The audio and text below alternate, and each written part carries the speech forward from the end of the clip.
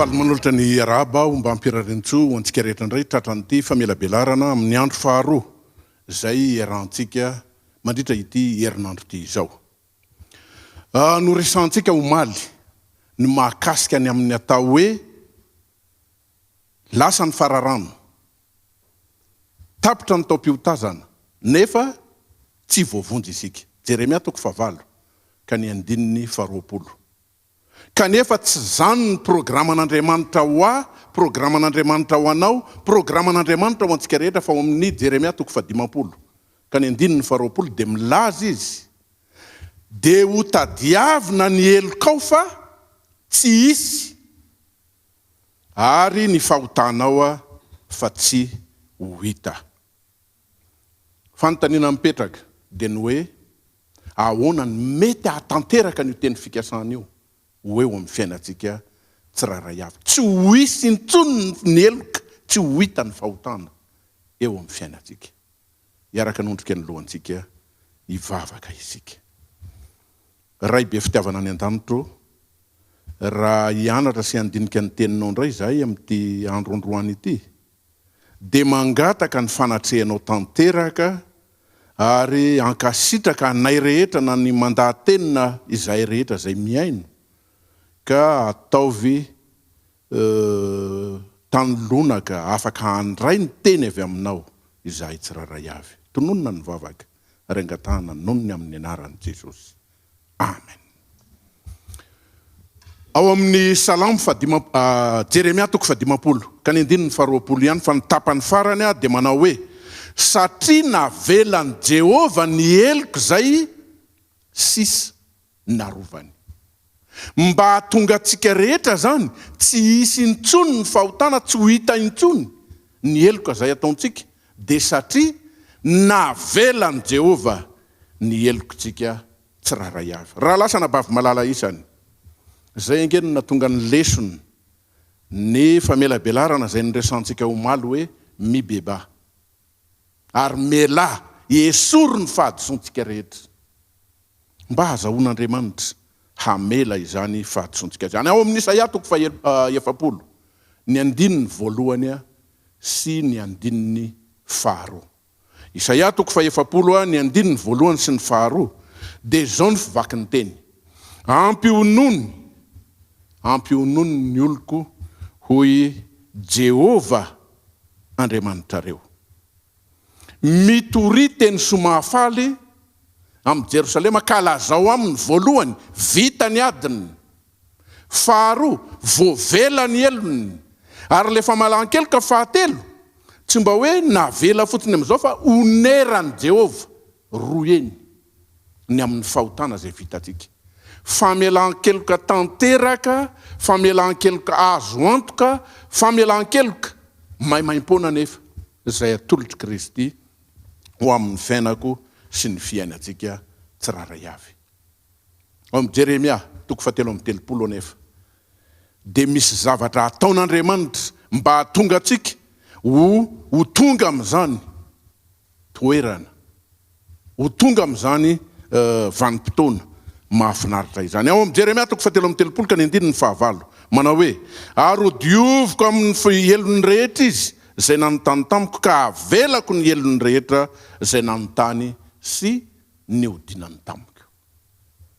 Ho dioviko Jehova, ampandalovin'Andriamanitra fanadiovana zany zasy anao raha mety, raha manaiky isika, mba hahatonga n'Andriamanitra hiditra an-tsehatra eo amin'ny famelan-keloka tanteraka zay ataony amintsika. Ho diovintsika mba ho voavela tanteraka lay elokontsika. Ao amin'ny Isaia 9:1 ka ny 9:5. Isaia 9:1 ka ny 9:5 dia zao indray ny lazainy ny tenin'Andriamanitra: dia amerina ny tanako aminao ka ho dioviko amin'ny laveniny ianao ahafahany taindrendrika ao, ary esoriko ny firaka rehetra eo aminao. Jehova no miteny. Fanontaniana manitikitika atsika zany zao sy ny fanontaniana mipetraka dia hoe inona marina moa zany le hoe taindrendrika, ary inona le firaka? Satria ho diovina am'lavenona mihitsy le taindrendrika ary ho esorina le firaka eo amintsika. Ny taindrendrika sy ny firaka raha lasa nabavy malala isany dia io le eloka sy fahotana zay ataontsika. Ho diovin'Andriamanitra amin'ny lavenona, esorin'Andriamanitra sy diovina eo raha mety isika. Lavenona haintsika ny antony sy ny fomba fampiasana ny lavenona. Efa ny ainatsika, hitatsika andavanandro, fampiasa matetika rehefa hanadio zavatra ny olona anankiray. Fa ny amin'ny firaka kosa dia fantatritsika tsara fa tsy maintsy mampiasa afo ary mahamay eo. Zao no alohan'ny resantsika lalindalina kokoa no mahakasika an'izay dia zao no tokony tsarovantsika. Ao amin'ny Marka toko 2:17 dia miteny Jesosy eto. Marka toko 2:17 dia hozy izy Jesosy hoe tsy ny finaritra neny mila mpanao fanafody fa ny marary, fa tsy tonga hiantso ny marina fa ny mpanota. Zay no lazainy Jesosy eo amin'ny Marka toko 2:17. Fa any amin'ny Luka toko 5:12 dia nampiny Jesosy io manao hoe tsy ny finaritra ny mila mpanao fanafody fa ny marary, fa tsy tonga hiantso ny marina fa ny mpanota mba haninona, mba hibebaka. Tiany Jesosy ho tonga any amin'ny fibebahana itsika rehetra. Andao nge hiverenana kely le tany amin'ny Ezekiel toko 20 ka ny 7 sy ny 30 ao amin'ny 7 ao amin'ny tapany faraparana eo dia zao no lazainy hoe mitody ka mibebay anareo, miala amin'ny fahadisoanareo any amin'ny 7 esorotso eo aminareo ny fahadisoanareo rehetra. Zay zany ny fepetra takina amin'le fanadiovana. Tiantsika Jesosy, te hanadio anao izy amin'ity andro androany ty. Andao ekeo andao anatona azy. Ny firaka eto araka ny lazaintsika teo dia hoe noharina amin'ny alalan'ny fahotana, amin'ny alalan'ny eloka. Ny firaka nefa araka ny nambara teo ihany koa dia tsy afaka afa-tsy amin'ny alalan'ny afo. Io zany tsy azontsika kapohana hoe andao aloha kapohana amina marito ve, ongotana amina hotanana ve. Tsy mety zany, fa tsy maintsy mampiasa afo. Ka mba azahoan'Andriamanitra manala an'le fahotana zany, naka ny sary anohatra ny amin'ny lavenona sy ny amin'ny firaka io. Andriamanitra amin'ny afo mba azahoana manala an'le fahotantsika. Ko dia ao amin'ny Isaia toko 7 araka ny 10. Isaia toko 7 ka ny 10. Indro no dioviko anao kanefa tsy toy ny volafotsy, fa efa ny zatoetranao tao amin'ny memy fahoriana. Ny zava misy anefa rehefa tafiditra ao anatin'ny memy fahoriana ny vahoaka an'Andriamanitra na ny kristianina anankiray, dia ny zavatra mahamaika azy, ny zavatra mampiazakazakazy raha ohatra ka tena mangotraka sy mamay ny ady zay tsy maintsy hatrehany, dia ny midodododo, ny mivavaka, ny mifady anina, ny mba haninona ivan'le olana. Ary zany ny firehana zay mipetraka amin'ny kristianina rehetra amin'ny akapobeany. Tsy ratsy anie zany. Inona moa ny maharatsy an'izany? Miazakazaka manatona an' Jesosy, midodododo, mitaraina amin'Andriamanitra, mivavaka sy mifady anina. Ao anatin'ny tenin'Andriamanitra any amin'ny Tesalonianina voalohany toko 5:17 dia hozy izy hoe mivavaka aza mitsahatra, ilaina ny mivavaka. Any amin'ny Marka toko 7 ka ny 7:20 rehefa tsy nahatafavoaka an'le demonia ny mpianatra Jesosy ka nentin'ny olona teo amin'ny Jesosy le demoniaka, dia navoaka an' Jesosy dia gaga ny olona rehetra, dia nanatona an' Jesosy mangingina ny mpianatra manao hoe zay tsy nahatafavoaka an'iny. Dia ahoana ny valitenin'i Jesosy? Ino ozy izy, iny karazana iny dia tsy tafavoaka mihitsy afa-tsy amin'ny alalan'inona vavaka sy ny fifadian-kanina. Dikan'izany ilaina ny mivavaka, ilaina ny mifady anina. Kanefa te hisarika kaikikaiky kokoa ny saintsika amin'ity androandroany ity. Aza maika ary aza miazakazaka mihitsy ny amin'ny ivahan'ny olana. Fa jereo, inona no antony nahatonga an'ilay olana? Dia zay tapahana, zay vonoana. Ohatran'le hoe Andriamanitra le nilazaina tary amin'le hoe Isaia 47, 10 teo. Dia le hoe dioviko anareo dia zahako toetra ao anatin'ny memy fahoriana. Doran'Andriamanitra mihitsy anie zany. Kanefa tadidio tsara fa Andriamanitra tiantsika, Jesosy tian'ny mpanota. Fa le fahotanany tsy mety aminy dia io no dorany. Ka raha fikirinao ao io fahotana io, tazominao ao, dia miaramay amin'le fahotanitsika. Fa tsy pazo. Zay ny dikan'le hoe esory aminareo le fahotana, dia ny fahotana iny no levonin'i Jesosy, levonin'Andriamanitra, fa isika afaka. Ka izao, ilaina ny mivavaka, ilaina ny mifady anina, midodododo manatona an' Jesosy. Fa hevero aloha, fa misy antony nahatonga an'le toe-javatra, le memy fahoriana, zay mety andalovantsika. Te hanadio antsika Andriamanitra. Te hahatonga antsika hiala ao amin'le fahoriana zay mahazo antsika Andriamanitra. Ka izao are, aza mifantoka loatra amin'le toe-javatra. Aza miazakazaka ary aza maika ny hoe mafy loatra Andriamanitra zany olana zay mahazo sy ny olana zay mianjady. Fa miazakaza manatona an'Andriamanitra ny amin'ny hoe inona ny olana raha sanatria ka tsy fantatrao, fa amin'ny ankapobeny hoe tokony ho fantatra. Dia angatao mihitsy Andriamanitra amin'ny alalan'ny fanany ampahafantaro inona ny fahotana zay ataoko mahatonga an'izao toe-javatra izao. Any amin'ny Isaia 1:5 no mitantarany zany rehetrarehetra zany. Lavenina. Tantarany zany rehetrarehetra zany. Afo mba hanesorana ny firaka sy ny taindrendrika. Fa eo anatrehan'le nyresantsika teo hoe aza miazakazaka ny vahan'ny olana. Miresaka an'izany ny Baiboly. Ao amin'ny Isaia 49 ka ny 9:7. Ao amin'ny Isaia 49 ka ny 9:7, nahoana izahay no mifady anina ozy izy, kanefa tsy hitanao. Ary nahoana izahay no mampahory ny tenanay, kanefa tsy ahoanao. Dia mamaly Andriamanitra ao amin'io 9:7 ihany.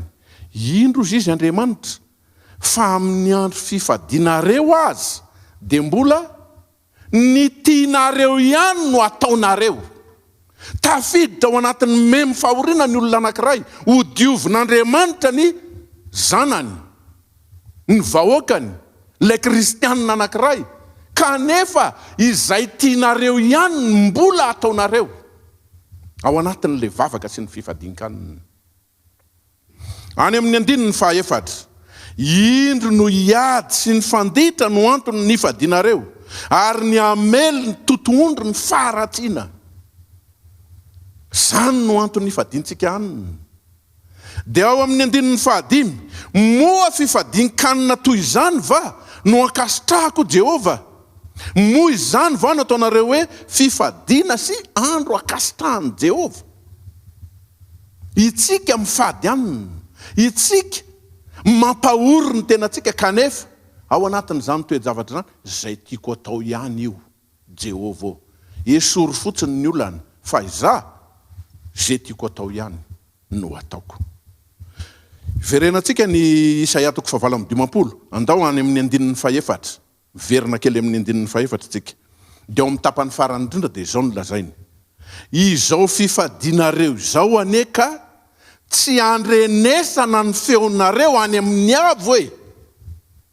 Tsy andrenesana ny feonareo. Mitaraina ianao, miazakazaka ianao, midodododo ianao, mivavaka, mifady anina eo anatrehan'Andriamanitra, fa tsy andrenesana ny feonareo any amin'ny avo. Inona ny antony? Inona ny mahatonga an'izany? Satria zay tianareo atao ihany no ataonareo. Ary inona le tiantsika atao? Ao amin'ny Isaia 1 ka ny 5:12, fa tsy 5:20 tsony. Isaia toko voalohany ka ny 5:20. Raha mananty tanana ianareo dia hitampy maso tsy hijery anareo aho Jehova. Inona no hevitra le hoe mananty tanana tena efa miandrandra.